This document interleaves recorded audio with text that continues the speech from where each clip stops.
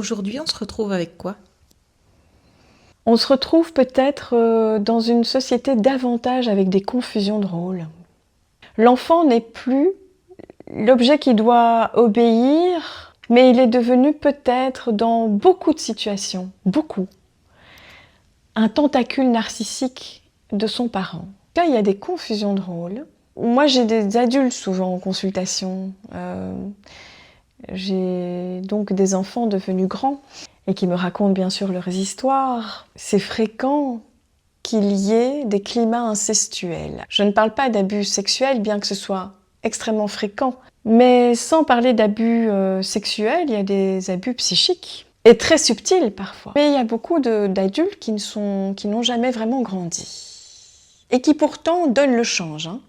Exemple d'une femme avec une symbolique de pouvoir, qui a bien réussi sa carrière, qui impressionne par un certain prestige, etc. Et qui, pour autant, à la maison, va raconter ses problèmes professionnels à table. Alors je ne dis pas qu'on ne peut jamais raconter ce qui se passe au travail à table et prémunir les enfants de tout, et je ne le fais pas non plus, bien sûr, mais tout est une question de proportion à nouveau.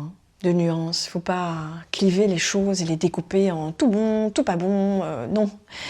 Mais à partir du moment où on ne protège pas du tout l'enfant, on ne met pas du tout de filtre, si c'est récurrent, comme je disais tout à l'heure, oui, alors ton père, il a pas payé la pension alimentaire, j'en ai marre, et qu'est-ce qu'on va faire, nous, si ça continue on va se retrouver sous les ponts si ça continue, et il faut que tu lui dises à ton père, parce que moi j'en ai marre, et c'est moi qui toujours endosse tout, et lui il fait jamais rien.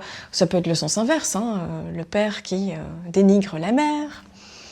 Ça peut être plus subtil, C'est le cas de figure du parent copain-copine, quoi. L'enfant n'est pas un copain ou une copine, il n'a pas la maturité psychique pour pouvoir absorber les histoires amoureuses de son parent, les histoires financières de son parent, et pouvoir les intégrer sereinement dans son psychisme qui est en train de se former déjà une image de lui-même.